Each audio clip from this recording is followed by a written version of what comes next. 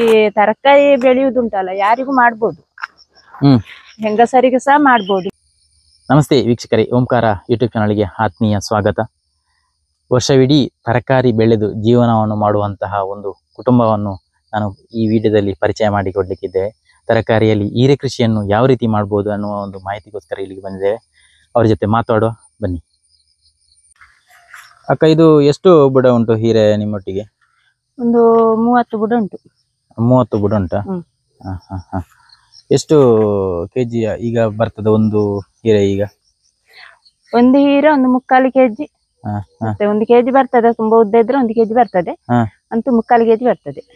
ಇದು 2 ದಿವಸಕ್ಕೊಮ್ಮೆ ಕೊಯ್ಯೋದು? ಹೌದು, 1 ದಿವಸ ಬಿಟ್ಟು 1 ದಿವಸ ಕೊಯ್ಯೋದು. ನೀವು ಗೊಬ್ಬರ ಯಾವ್ದೆಲ್ಲ ಕೊಡ್ತೀರಿ? ಹೇಗೆ? ಹಟ್ಟಿ ಗೊಬ್ಬರ ಮಾತ್ರ. ಹಟ್ಟಿ ಗೊಬ್ಬರ ಮಾತ್ರ? ಹಟ್ಟಿ ಗೊಬ್ಬರ ಅಂದ್ರೆ ಹಟ್ಟಿ ತೊಳೆದ ನೀರು, ಆಮೇಲೆ ಗೊಬ್ಬರ. ಈ ಸಲ ಮಳೆ ಜಾಸ್ತಿ ಇರುವ ಕಾರಣ ಯಾವ ರೀತಿ ಈಗ ಫಸಲು ಹೇಗೆ ಬರ್ತಾ ಉಂಟು ಅಂತ?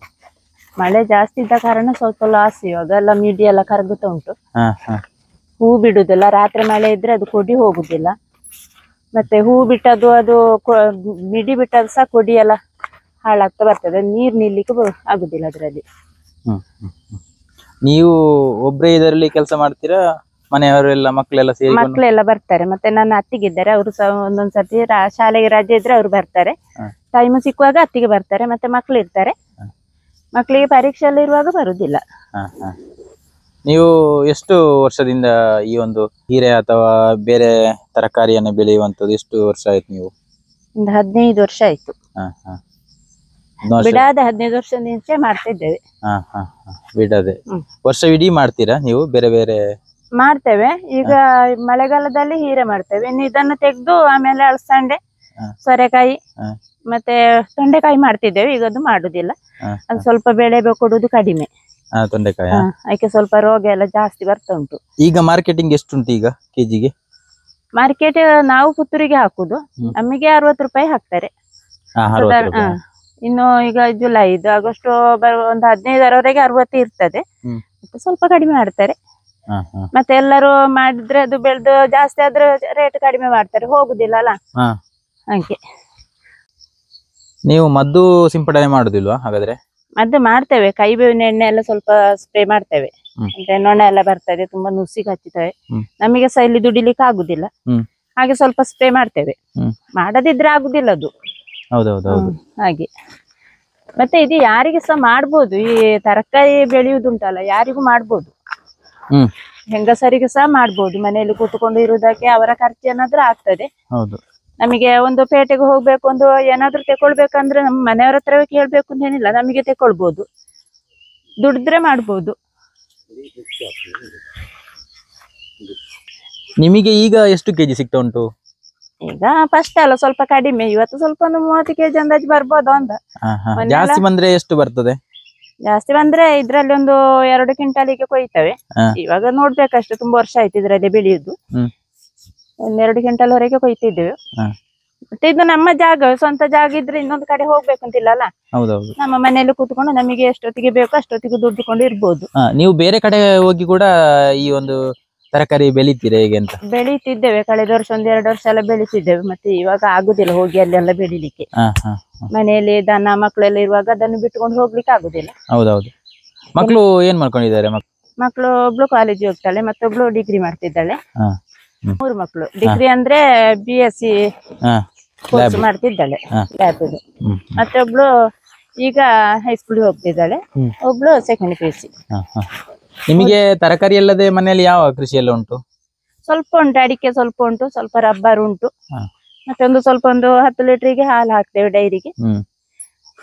ಈಗ ನಮಗೆ ತರಕಾರಿಯಲ್ಲಿ ಸಮಸ್ಯೆಗಳಾಗುವಂತದ್ದು, ಈಗ ಈ ಮಂಗಗಳು ಬರುವಂತದ್ದು, ಈ ಬಾವಲಿಯ ಕಾಟ, ಅದರಿಂದ ಯಾವ್ದಾದ್ರು ನಿಮ್ಗೆ ಸಮಸ್ಯೆಗಳು ಬರುದುಂಟಾ ಅಂತ?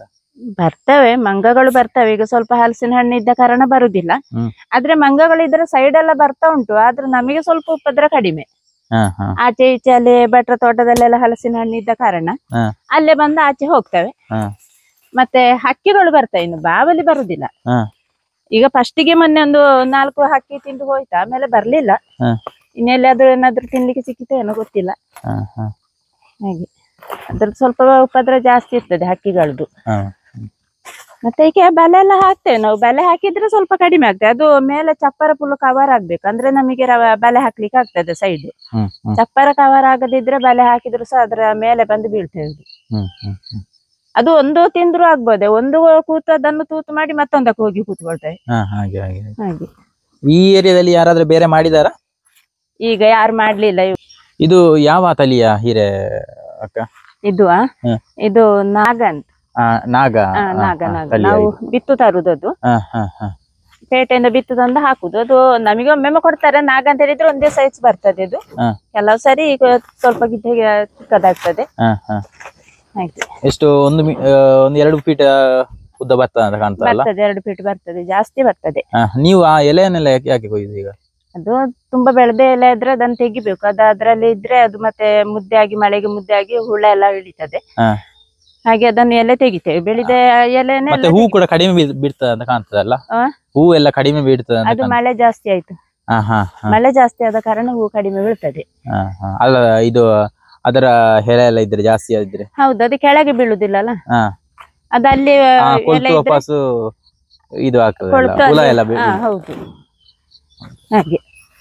ಯಾಕಂದ್ರೆ ಮಹಿಳೆಯರಿಗೂ ಕೂಡ ಒಂದು ಹೀರೆ ಕೃಷಿಯನ್ನು ಮಾಡಬಹುದಾಗದೆ. ಹೀರೆ ಅಂತಲ್ಲ, ಕೃಷಿ ಎಲ್ಲರೂ ಮಾಡ್ಬೋದು. ಜಾಸ್ತಿ ಇಲ್ಲಿ ನಮ್ಮ ಮನೆಯವರೀಗ ಅದನ್ನು ಕೊಚ್ಚಿ ಎಲ್ಲ ಬೀಜ ಹಾಕ್ಲಿಕ್ಕೆಲ್ಲ ಸೇರ್ತಾರೆ. ಆಮೇಲೆ ಜಾಸ್ತಿ ನಾನೇ ಮಾಡಿಕೊಂಡಿರ್ತೇನೆ.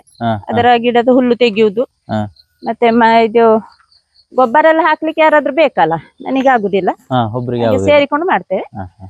ಇದರ ಅಂದ್ರೆ ಜಾಸ್ತಿ ಅಂದ್ರೆ ನಾನೇ ಇದನ್ನು ಮಾಡಿಕೊಂಡಿರ್ತೇನೆ. ಇಲ್ಲಿ ಟ್ಯಾಪಿಂಗ್ ಸ್ವಲ್ಪ ಮಾಡ್ತಾರೆ ಮನೆಯವರು.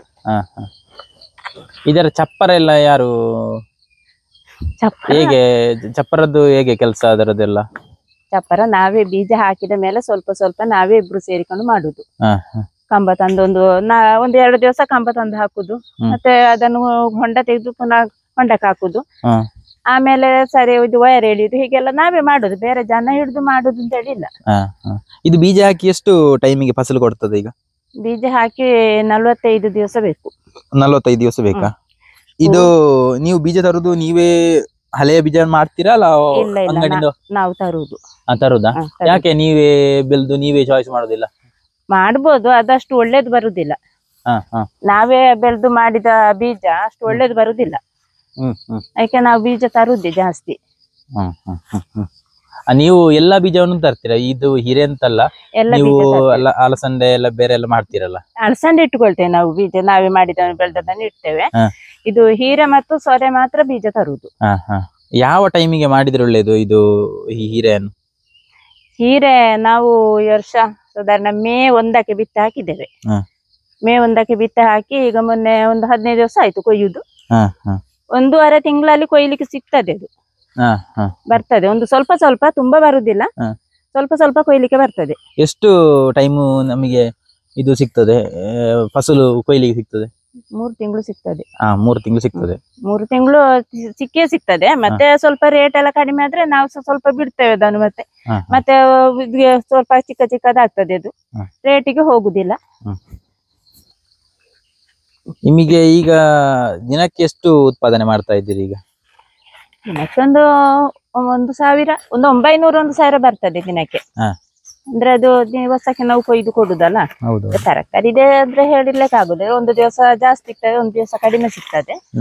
ಅಂತೂ 1,000 ಬರ್ಬೋದು, ಬರ್ತಾ ಉಂಟು ಹಾಗೆ. ಮತ್ತೆ ನಮಗೆ ನೋಡಿ ಸ್ವಲ್ಪ ಜಾಗ ಇದ್ರೆ ನಮಗೆ ದುಡ್ದುಕೊಂಡು ಮನೆಯಲ್ಲಿ ಕೂತ್ಕೊಂಡು ದುಡ್ದುಕೊಂಡು ಇರ್ಲಿಕ್ಕೆ ಆಗ್ತದೆ. ನಾವು ಮಾಡದಿದ್ರೆ ಯಾವ್ದು ಸಹ ಬರುದಿಲ್ಲ ಅಲ್ಲ. ಹೌದೌದು, ಯಾವ ಕೆಲಸ ಕೂಡ ಅಷ್ಟೇ. ನಾವು ಮನೆಯಲ್ಲೇ ಕೂತ್ರೆ ಅವನು ಈಗ ಮಾಡ್ತಾನೆ, ಹೌದು, ಹಾಗೆ ಮಾಡ್ತಾರೆ ಈಗ ಮಾಡ್ತಾರೆ ಅಂತ ಹೇಳುದಕ್ಕಿಂತ ಇನ್ನೊಬ್ಬರ ಮನೆಗೆ ದುಡಿಲಿಕ್ಕೆ ಹೋದ್ರೆ ನಮಗೆ ಆ ದಿವಸ ಕತ್ತಲಾಗುವಾಗ ನಮ್ಮ ಕೈಗೆ ಹಣ ಸಿಗ್ತದೆ. ಆದ್ರೆ ನಮ್ಮ ಭೂಮಿಯಲ್ಲೇ ಕೃಷಿ ಮಾಡಿದ್ರೆ ನಮ್ಮ ಇದ್ದ ಜಾಗ ಸ್ವಲ್ಪ ಕ್ಲೀನ್ ಇರ್ತದೆ, ನಮಗೆ ಬರುವುದು ಬರ್ತಾ ಉಂಟು. ಹಾಗೆ ಉತ್ಪತ್ತಿ ಏನಾದ್ರೂ ಬೆಳಿಬಹುದು, ತರಕಾರಿ ಬೆಳಿಬಹುದು. ಇನ್ನು ಇದು ಈ ಜಾಗದಲ್ಲೆಲ್ಲ ನಮಗೆ ಗದ್ದೆ ಸಹ ಮಾಡ್ಬೋದು, ಬೇಸಾಯ ಸಹ ಮಾಡ್ಬೋದು. ಮಳೆಗಾಲ ಮಾತ್ರ ಸ್ವಲ್ಪ ಕಡಿಮೆ ಭಂಗ ಆಗ್ತದೆ, ನೀರು ಮಳೆ ಇಲ್ಲದಿದ್ರೆ ಕಷ್ಟ ಆಗ್ತದೆ. ಹಾಗೆ ನಿಮಗೆ ನೀರಿನ ವ್ಯವಸ್ಥೆ ಎಲ್ಲ ಹೇಗೆ ಉಂಟು? ಈಗ ಬೇಸಿಗೆಯಲ್ಲಿ ಮಾಡುದಿದ್ರೆ ನೀರು ಉಂಟು, ನಮಗೆ ಬೋರ್ ಉಂಟು.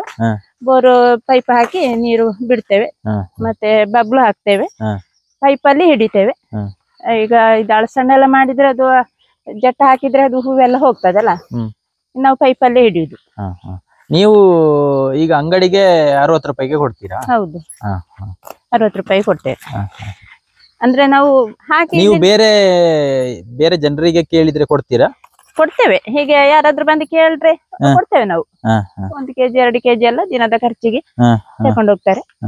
ಈಗ ಫಂಕ್ಷನ್ ಗಳಿಗೆ ಪಾರ್ಸಲ್ ಗೆ ಯಾರಾದ್ರೂ ಈ ದೊಡ್ಡ ದೊಡ್ಡ ಫಂಕ್ಷನ್ ಹೇಳಿದ್ರೆ ಕೊಡ್ತೀರಾ ಹೇಗೆ ಅಂತ? ಕೊಡ್ತೇವೆ. ಅದು ಈಗ ಮಾಮೂಲಿ ಅಂಗಡಿ ಇರುವ ಕಾರಣದಿಂದ ಅವರಿಗೆ ಕೊಡ್ತೇವೆ. ನಾವು ಜಾಸ್ತಿ ಸಿಕ್ಕಿದ್ರೆ ಮಾತ್ರ ಕೊಡ್ತೇವೆ. ಮತ್ತೆ ಮಾಮೂಲಿ ಅಂಗಡಿಗೆ ಸ್ವಲ್ಪ ಆದ್ರೂ ಹಾಕದೆ ಕೊಡುದಿಲ್ಲ. ಒಂದು 20 kg ಸಿಕ್ಕಿದ್ರೆ ಒಂದು 10 kg ಆದ್ರೂ ನಾವು ಮಾಮೂಲಿ ಅಂಗಡಿ ಹಾಕ್ಬೇಕು. ಅಂದ್ರೆ ಅವ್ರಿಗೆ ಕಷ್ಟ ಆಗ್ತದಲ್ಲ. ಹಾಗೆ ಮತ್ತೆ ಫಂಕ್ಷನ್ ಅವ್ರಿಗೆ ಕೇಳಿದ್ರೆ ನಾವು ಇದ್ರೆ ಮಾತ್ರ ಕೊಡುದು. ಹಾಗೆ ಮತ್ತೆ ಈರೆಲ್ಲ ಫಂಕ್ಷನ್ ತಕೊಂಡು ಹೋಗುದು ಕಡಿಮೆ. ಅಳಸಂಡೆ, ತೊಂಡೆಕಾಯಿ ಅದೆಲ್ಲ ಫಂಕ್ಷನ್ ಕೇಳ್ತಾರೆ. ನಮಗೆ ದುಡಿಲಿಕ್ಕೆ ಆದ್ರೆ ನಮ್ಮ ಜಾಗ ಇದ್ರೆ ಹೇಗೆ ಸಹ ದುಡ್ದುಕೊಂಡು ಇರ್ಬೋದು. ಮನೆಯವರ ಸಹಕಾರ ಬೇಕು. ಮನೆಯವರ ಸಹಕಾರ ಇದ್ರೆ ಮಹಿಳೆಯರಿಗೆ ದುಡ್ದುಕೊಂಡು ಮಾಡಿಕೊಂಡು ಅವರ ಖರ್ಚು ಮಾಡ್ಬೋದು.